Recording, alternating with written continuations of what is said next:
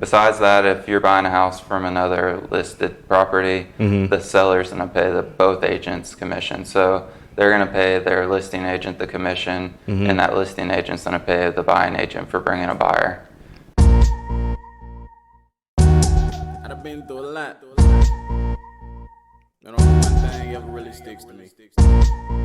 No matter what I go through, it always affects me.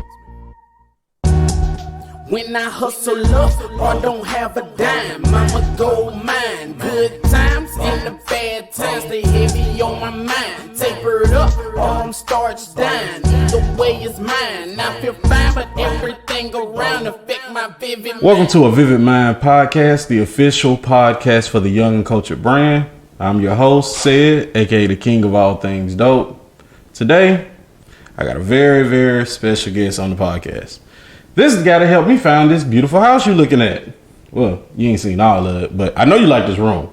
So, I would like to introduce you guys to Mr. Weston. Thank you for having me. I'm excited to be here. Hey, man, I'm super excited that you came, you know. But before we get into the deepness of real estate and realty and being a realtor, I got a game I want to play. All right, let's play it. All right, this game is called Dumb Questions for Smart People. All right. Hopefully I can pass. All right. What is your biggest pet peeve? What is my biggest pet peeve? I don't even really have any pet peeves that are like that big. I hate when my fiance leaves her hair in the shower. That's my pet peeve. Okay. All right, I get that. Yeah, don't no man want to see no hair. Well, that's about it. That's about it. I don't have a lot of pet peeves. I'm pretty easygoing, really. Yeah. I mean, I noticed that throughout the process. Yeah. So that's you all the time. That's me all the time. Oh, wow. Yeah. I mean, life is smooth. Life is smooth. You gotta keep it smooth. I don't let the little things bother me too much. All right, next question. Do you consider yourself lucky or always prepared? Always prepared, for sure. Really? Really. So, I mean, there's some luck that goes into it, but that preparation leads to that luck. You don't just get lucky, you know. You have to put some preparation into it to create opportunities. Oh, okay. Okay, so it's like they say, preparation meets opportunity. Right. And that is what equals luck. Right, exactly. Okay. All right. And one last one. Who would win in a fight between Iron Man and Batman? Iron Man. Why Iron Man? I don't know. That's just who I was going with. Because, I mean, they essentially both the same character, right? Just two different universes. Right. You know, they're rich billionaires. You know, Tony Stark leans more into the playboy part of it. He makes it look fun, whereas Bruce makes it look dreadful. Yeah. You get what I'm saying? But they both lost their parents in order to tragedy. They both superpowers, just they're rich and smart. Right? So, in that, you still just take Tony. Tony's going to win. Yeah, I'm going to take Tony. Oh. I'm talking about just so cold-hearted, too. It's just, yeah, Iron Man. All right, now, this has been Dumb Questions for Smart People. I appreciate you playing the game with me. You almost got me caught up on the pet peeve one, but I think you got away pretty safe with just hair in the shower. yeah. So who is Weston Huffer? Like, where does he originate? What's his origin story? So I was born in Muncie, Indiana. Okay. I moved down to Dolphin Island when I was about 12 or 13. Okay. I went to high school at Bryant, played basketball and football. Were you good? I was good at basketball. I quit football when I was in 9th grade because, man, Bryant wasn't the best at football, so I wasn't going to go all summer to do that. I grew up on the island fishing a lot. Then once graduation came, I went to the Air Force for 2 years. After that 2 years, I went 4 years Coast Guard. And then as I was getting out, I worked to get my real estate license and just jumped into real estate as soon as I got out. Okay, so you go to high school. Right. What kind of kid is Weston in high school? Man, I'm the kid. I hang out with everybody in high school. I mean, I had friends from basketball. I had friends from fishing on the island. I was just doing everything I could when I was a kid. Wow. So you very friendly. Very friendly. Wow, that's cool. Yeah. That's cool. Okay, so you graduate. When you get ready to graduate, right, are you like the superstar educated person, or are you just a regular guy, or? Yeah, I'm pretty much just a regular guy. I wasn't all A's and B's. I got a mixture of grades. So definitely not a superstar in school, but I got the job done. Hey, that's what they say, right? Get that diploma, you can do anything. Right, exactly. Okay, so when you graduate, do you go into the Air Force because college is not all that cool to you, or you don't have very many offers, or you just wasn't interested and the Air Force provided that? Because you got to be smart to get into the Air Force. Right. Yeah, I just wasn't interested in going to college right after high school. I was going to take some time in the Air Force to take a break from school and see where that took me from there. But I was planning on going back to school after the Air Force, and I just decided real estate was a better route for me than doing that. But how do you go from Air Force to Coast Guard? So I was in the Air Force in Wichita, Kansas. I was there for about 2 years. I was trying to transfer back down home to Biloxi, and I couldn't get that transfer. But my command did let me change over to the Coast Guard, so I got lucky enough to be able to get stationed back on Dauphin Island and spend those 4 years down there. But they just signed off on me transferring over. Oh, okay. So was that a messy process? I know most of people try and switch branches, and it's hell for them. Was it hard for you? No, it was pretty smooth, really. I mean, I went to the Coast Guard recruiter, and he said, we'd love to have you if they'll let you go. And my commander was actually active duty before he became an officer, so he was really cool with all the enlisted people, and he just was like, if that's what's best for you, I'll sign off on it and let you do it. So it was pretty easy. Wow. Okay. Is there a money difference between the two? No, it's still the same money difference. You're still getting all the same throughout all the branches. Really? It just depends on your rank and how long you've been in. What was your rank when you got out? So I got out as an E4. Okay. Okay, cool. Yeah. Wow. So did you have to do anything extra, like go leave the States for any reason? No, so I was in the States all the time. I was in Fort Leonard Wood, Missouri, then Wichita, Kansas, and then Yorktown, Virginia, and then back to Dauphin Island. So I didn't go very many places, but. Wow. Okay, so before we move into the journey of what happened afterwards, first thing I want to do is talk about the people who raised you. Right. You know, so like, who are they? What did they do to help you become who you are currently? Right. So both of my parents were both chemists. They met at the lab that they worked at. Wait a minute. You just said they're both chemists? They were both chemists. So you're smarter than school said you was? Yeah, a little bit smarter than what school said I was. Man, that's crazy. Okay, I'm sorry. Keep going. All right. So they were both chemists. My mom ended up quitting the lab whenever they got married. She went into some different stuff. She did a restaurant, and then she did dog grooming. But eventually they ended up separating. They both had rental companies that they did property management for whenever I was younger. So your destiny was written. Yeah, it was written already.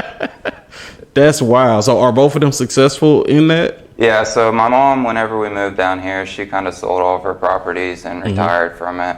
My dad, he still probably has about 15 properties that he's managing. But yeah, so they both did very well with it. Wow. So in what ways are you like your mom, and in what ways are you like your dad? So I would say I'm more like my mom. I didn't spend a whole lot of time with my dad, but you know, my mom's fair until she's not.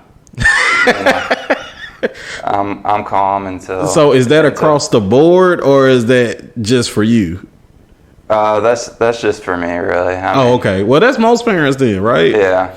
Okay. But you know, it depends. For me, though, it's across the board when it comes to me. I'm fair until I need to get the job done, and that's it. But Okay. All right. So you leave the Coast Guard. You already got this backpack full of knowledge of, I know how to get properties, and I know what's a good property versus a bad one. Right.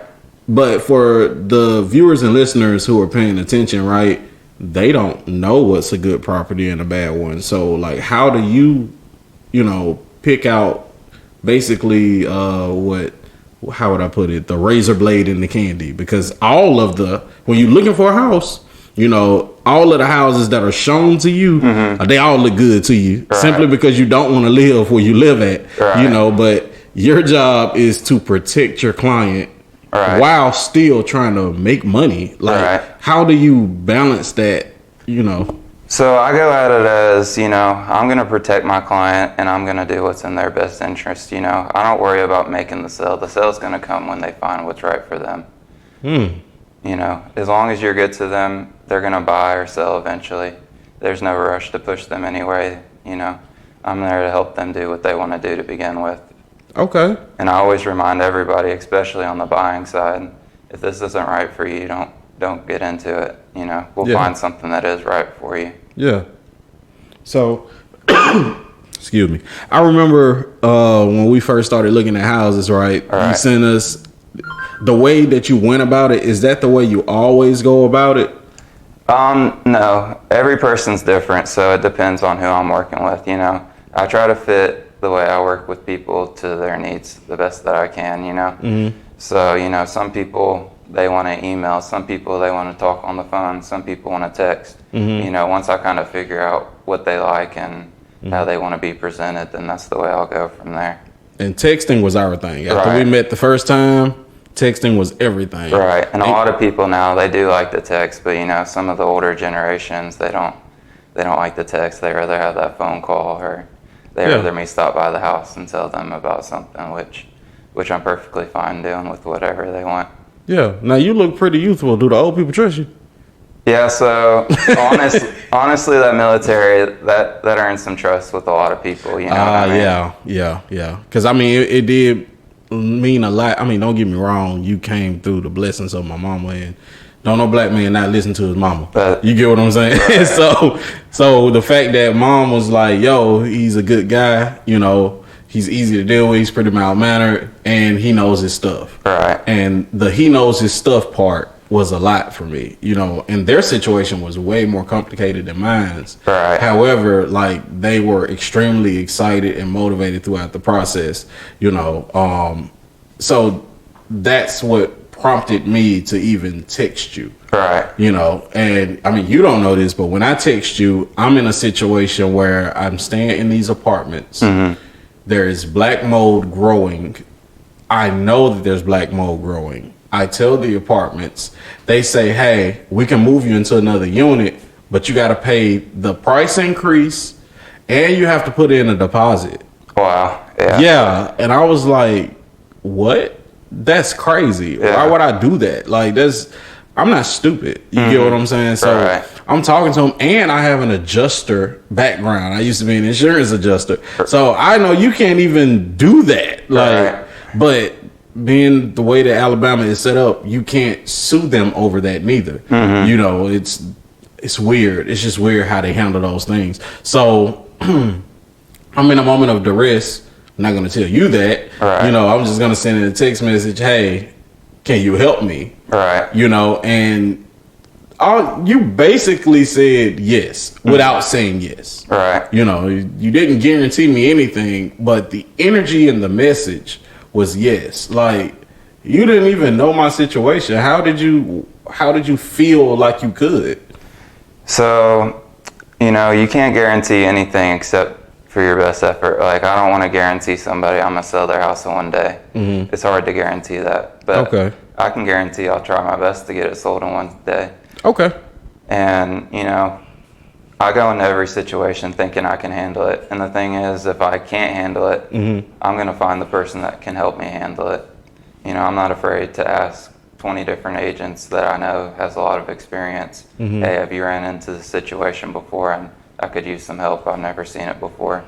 You finish your real estate course and you're brand new into real estate. You don't know a lot.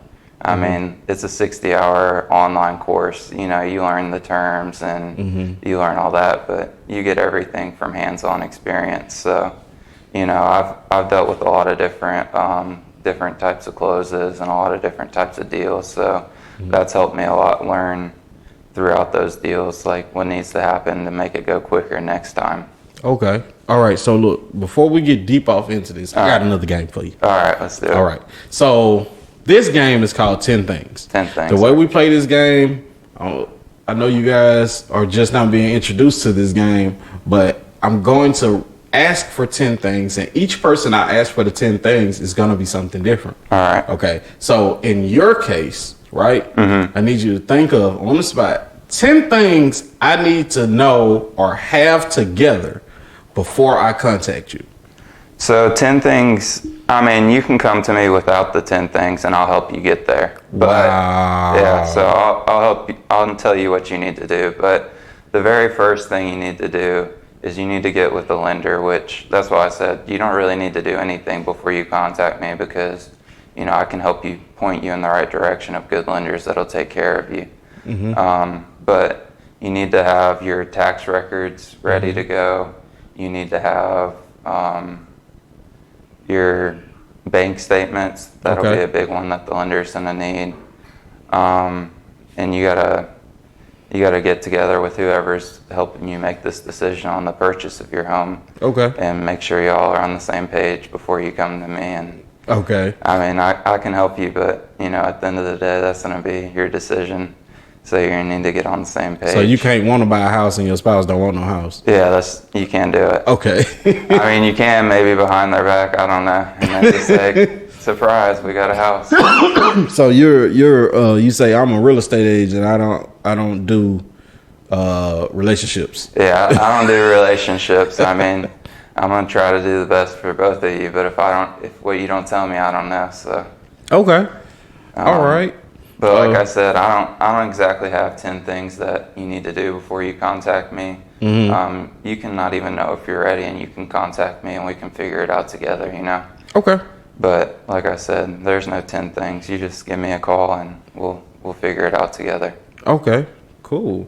All right. So I got a couple questions based on what you just said, but we'll start with this. Is the proper term real estate agent or realtor? Either one. Okay, so they both mean the same thing. They both mean the same thing. Okay, cool. All right. Are the classes expensive to become one? The classes aren't too expensive to become one. You know, it's probably around $600. Don't quote me on that. Okay. It could have went up. I don't know. Do you Googles? Yeah. But the courses aren't too expensive.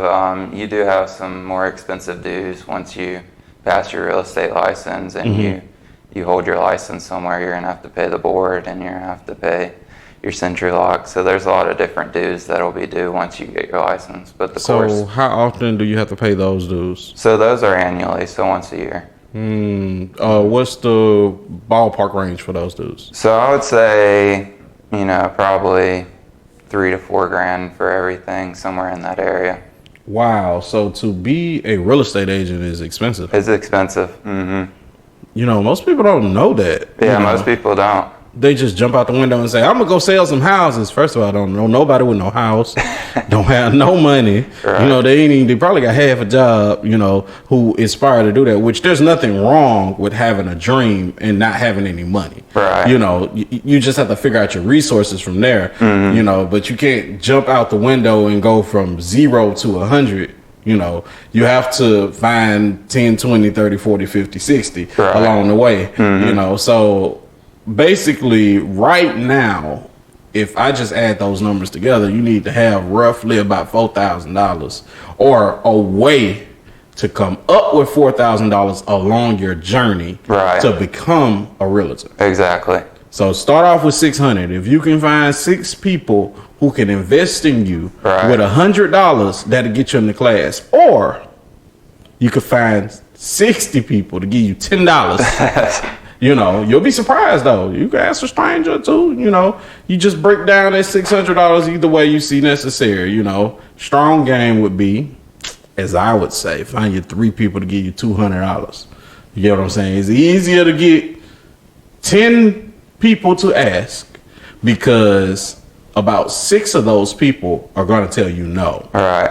Right? But you're going to find one person who's going to say, I don't know, but 3 are going to tell you yes. All right. It's called the law of averages. Make sure you look that up. You need to be asking multiple people for multiple things. So how do you go about sourcing clients? So I do a lot of different things to source clients. You know, I'll cold call occasionally. I'll door knock. You know, I do get a lot of my business from referrals, though. You know, past clients I've worked with. You know, if they're happy with their experience, they're going to tell people about their experience. So I get a lot of business from, you know, past clients referring me to their friends and family. Okay. So that's the main bulk of my business. But, all right. So when you're cold calling, where are you getting these phone numbers from? So I use RedX. There's a lot of different tools for realtors to use, but you can find, we have access to all the tax records, and from the tax records, you know, you can find pretty much anybody from that. So once you get in this gang, the real estate gang, you know what I'm saying? They basically lace you up with the tools to be successful, or you have to network to access the tools, or yeah. So some of them, depending on where you go, they're going to be in your face. You know, it's just part of it. But you know, some of those other tools, you're going to have to figure out what works best for you, or you know, ask people around what they use and how they use it. It's not all laid out for you when you get your license. Okay, so how you choose where you gonna go? Is it just, all right, I got my license, I'm gonna put in job applications at all these places, or is it like, you know what I'm saying, trying to join the gang where you got to get jumped in, or is it like the military where you owe them so much time once you sign your contract? Like, what is it like? So when you're finding a brokerage, you're basically going around. They're interviewing you at a sense, but you're interviewing them as well. You know, most brokerages aren't going to turn down anybody. They're going to want more people on their team. You know, that's going to be more sales for them. You know, brokerages will say, "Hey, you may not be a fit for me," but it's really just finding out what's the best fit for you. So I started out at Keller Williams. Is a really good company. There's probably 300 or 400 agents in the Mobile office, so it's big for new agents to come through, and they have a bunch of training there. So that was a really big thing that drew me to Keller Williams when I first started, was how much training they were giving to the new agents. So you know, if you do a class at Keller Williams, they may teach you about purchase agreement. You go to that class, you learn it. You know, they're going to be having that class again in 2 weeks by a new teacher. So if you didn't understand it then, you go back again and learn it from somebody else. So I started out there, and then I went to RE/MAX Professionals. I had a good friend of mine. He took over as broker over there, so I was like, it's going to be a good opportunity for me to go in there and work with them and change up. But I definitely happy that I started at Keller Williams. It's very good for new agents who want to learn. They have training all the time. Wow. Okay. So you, even though you're no longer there, you still will recommend everything that they have to offer over there at Keller Williams. Right, exactly. Okay. Wow. So, and you know, I was thinking about doing the switch and switching over to RE/MAX, and I thought about it a long time because, you know, I really did like Keller Williams. They're a good company. And, you know, I just thought it would be a different opportunity to see something different over there at RE/MAX. But, and it wouldn't have been that hard for me to switch back if it didn't work out for me. But, you know, I still do think Keller Williams is very good, and especially for brand new agents. That's where you're going to want to. That's where I would suggest starting. Their training is repetitive, and if you miss it, you're going to get another chance to learn it again. Wow. All right. So we've covered becoming a real estate agent. We've covered training, sourcing clients. We've covered you don't have to be that smart to do it. You know, you just need some good training, which, you know, brokerages like Keller Williams provide decent training. You know, you need a decent network, right? Because that's your community, that's your game. Right. So, are there any rivalries within the real estate agent game? And is it in the brokerage itself, or is it between brokerages, or like? Not really that I've seen. You know, every brokerage wants to say, "Hey, we're number one in sales this year." You know. Okay. But it's not too big of a competition. Okay. You know? So it's just competition for the sake of it equaling more money. Right. You know. Exactly. So if it looks like we find more people houses over here, more people will come. Right. You know. So that's just free game for anybody who is out here trying to do any kind of business. If it looks like you get into the money, you will attract more money. Right. Okay. All right. So on average, how many houses do you sell a year? So probably about 20 a year, 25, somewhere in that area. So what does that look like check wise?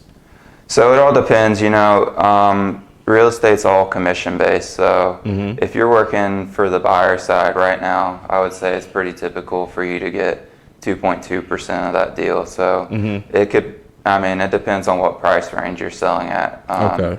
But 2.2 is pretty typical on the buying side. And then if you're listing a house, you know, you're probably going to get, you know, 3.5 somewhere in there. Okay. So just for base math, right? $100,000 house. You're not gonna find a $100,000 house. I'm just gonna let y'all know, unless it's literally in the middle of. It's a crack house. I'm gonna just say that. Okay, it's a crack house if you find $100,000 house. And it's just simply because of the economy right now. When COVID hit, put us in a pandemic. Nobody spent any money. The stock market crashed. Therefore, they started printing money and giving us money so we would spend the money. Then we started spending too much money, which caused for inflation to happen. Right. And inflation also happened because of them printing the money. And so now the interest has skyrocketed in order to offset the amount of money that they printed. Because whenever you got me my deal, interest was ridiculous. Like I got a 3% deal guaranteed. Yeah, that's good. And that's like great in history. Do you understand what I'm saying? I got a great deal in the history of selling houses. Now, if from my understanding, interest rates are going up to 7%. Right. And that's crazy. They say that's astronomical. You know, but it's to tilt out the balance, right? So for everybody to stop buying all the houses and everything. So $100,000. Right. You get 2.2%. On the buying side, if I was helping a buyer buy the property, that's typically what you'll get. Yeah. It could be anywhere from 2 to 3%, but Yeah. 2.2 is what you're typically seeing on the buying agent side. Okay, so do you and the seller agent have to split a percentage, or how does that Yeah, work? so as a buyer, you're not paying a real estate commission. Okay. The only exception to that is if you're working with a realtor and there's a for sale by owner, and that for sale by owner just will not pay the real estate agent. You still want their representation. But, Okay. Besides that, if you're buying a house from another listed property, the seller's going to pay both agents commission. So they're going to pay their listing agent the commission, and that listing agent's going to pay the buying agent for bringing a buyer. Okay. All right. Cool.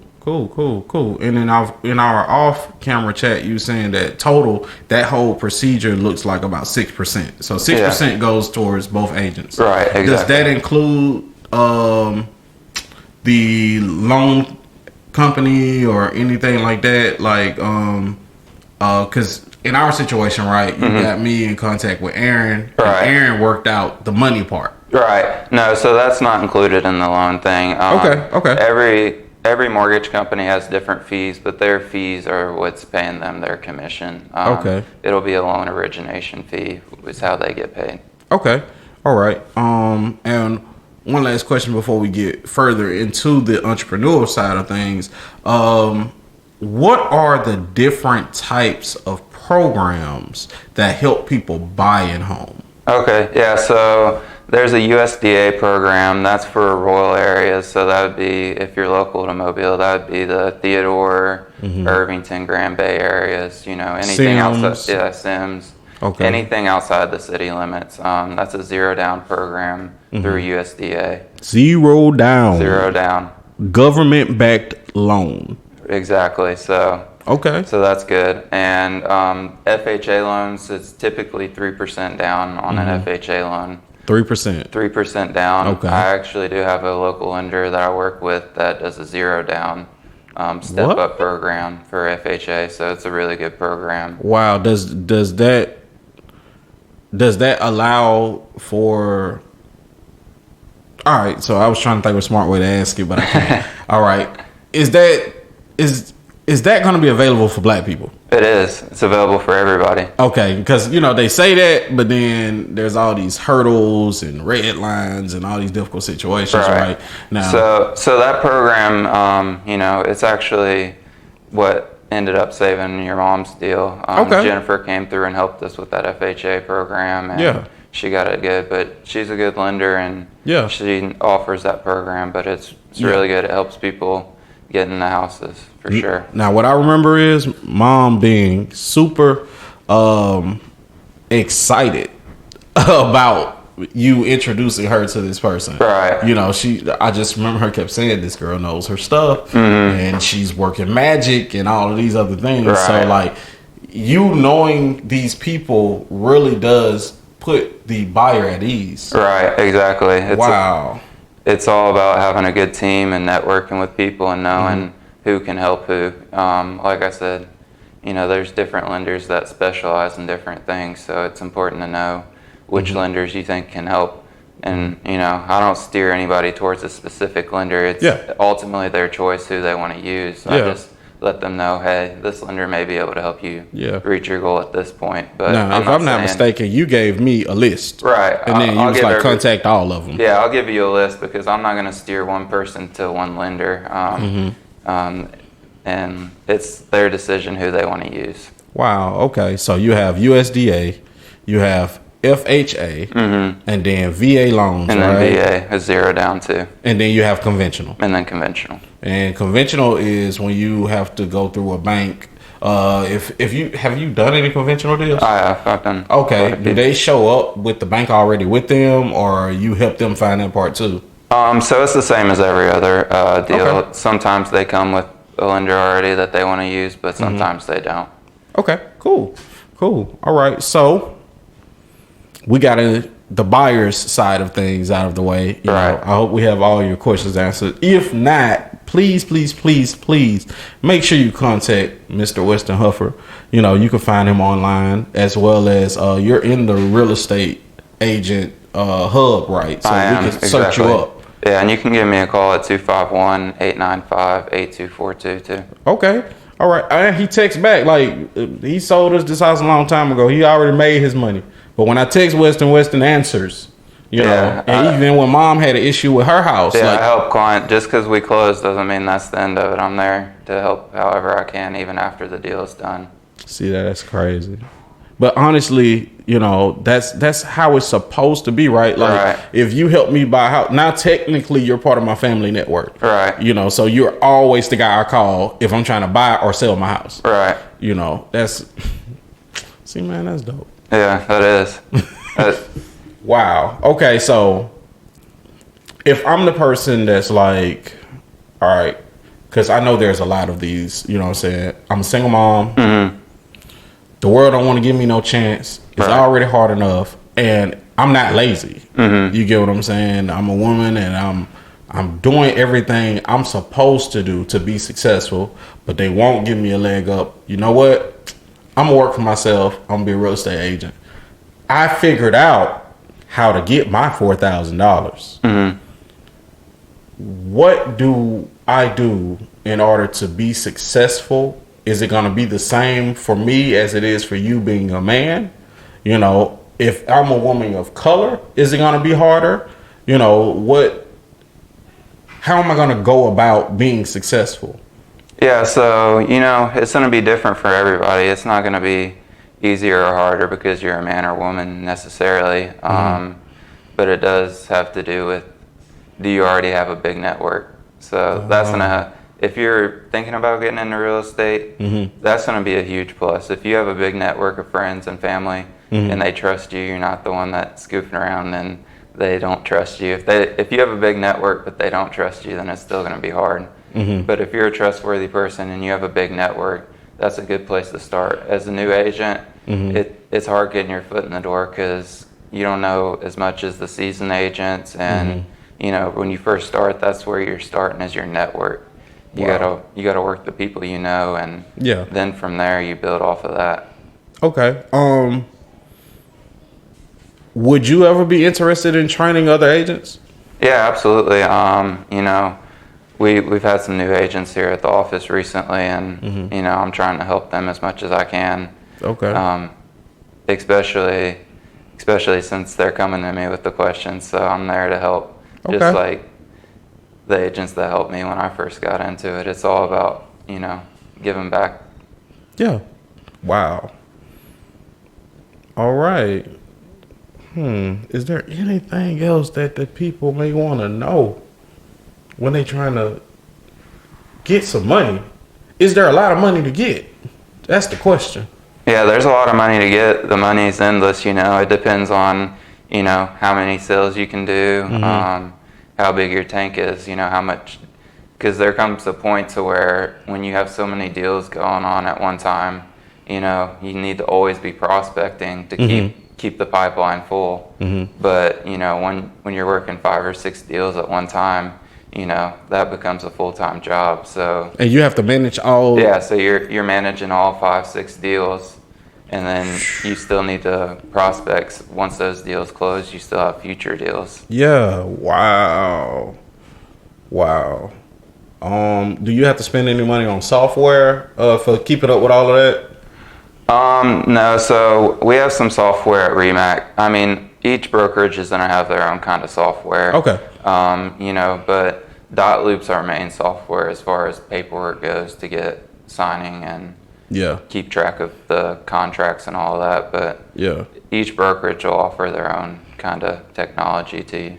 Okay, yeah, because whenever you're signing a deal, when you buying a house, the paperwork is like this thick. And I was just like, how many times I'm going to sign my name? By the time I got through signing my name, my signature didn't even look like me. I think I was drawing a dog print at that point. It just looked like a paw.